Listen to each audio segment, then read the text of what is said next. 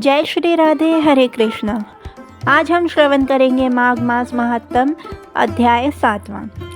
पिछली कथा में आपने कुंडल और विकुंडल दो भाइयों की कथा सुनी थी जिन्होंने आजीवन पाप किए और चित्रगुप्त जो है उनको यमराज के पास लेकर जाते हैं जब उनकी मृत्यु होती है। तो आगे की कथा है कि चित्रगुप्त ने उन दोनों के कर्मों की आलोचना करके दूतों से कहा कि बड़े भाई कुंडल को घोर नरक में डालो और दूसरे भाई विकुंडल को स्वर्ग में लेकर जाओ जहां उत्तम भोग हैं। तब एक दूत तो कुंडल को नरक में फेंकने के लिए गया और दूसरा दूत बड़ी नम्रता से कहने लगा कि हे विकुंडल, चलो तुम अच्छे कर्मों से स्वर्ग को प्राप्त होकर अनेक प्रकार के भोगों को भोगो। तब विकुंडल बड़े विस्मय के साथ मन में संशय धारकर दूत से कहने लगा कि हे यमदूत, मेरे मन में बहुत भारी शंका उत्पन्न हो गई है, अतएव मैं तुमसे कुछ पूछता हूँ, कृपया करके मेरे प्रश्नों का उत्तर दो। हम दोनों भाई एक ही कुल में उत्पन्न हुए, एक जैसे ही कर्म करते रहे, दोनों भाइयों ने कभी कोई शुभ कार्य नहीं किया, फिर एक को नरक क्यों और दूसरे को स्वर्ग किस कारण प्राप्त हुआ है? मैं अपने स्वर्ग में आने का कोई कारण ही नहीं देखता।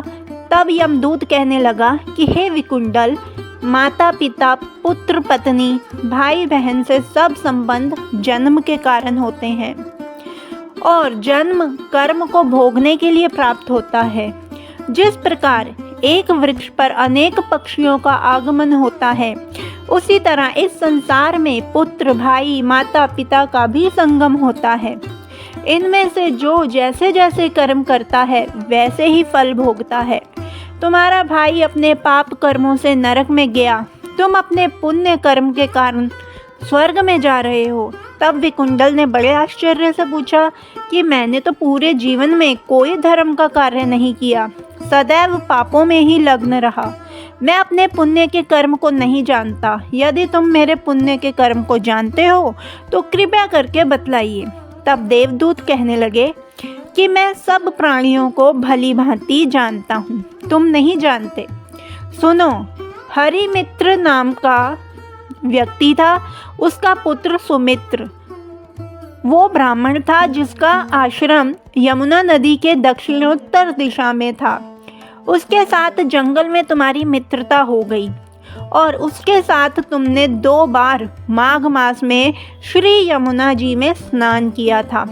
पहली बार स्नान करने से तुम्हारे सभी पाप नष्ट हो गए और दूसरी बार स्नान करने से तुमको स्वर्ग प्राप्त हुआ है।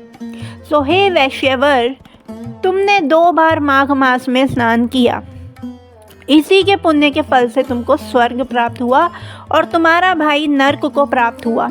दत्तात्रेय जी कहने लगे कि इस प्रकार वह भाई के दुखों से अति दुखित होकर नम्रता पूर्वक मीठे वचनों से दूतों से कहने लगा कि हे दूतों, सज्जन पुरुषों के साथ 7 पग चलने से मित्रता हो जाती है और ये कल्याणकारी होती है।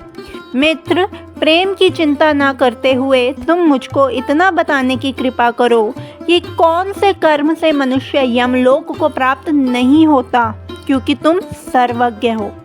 तो आज की कथा यहीं पर संपूर्ण होती है। 8वां अध्याय हम कल श्रवण करेंगे। जय श्री राधे।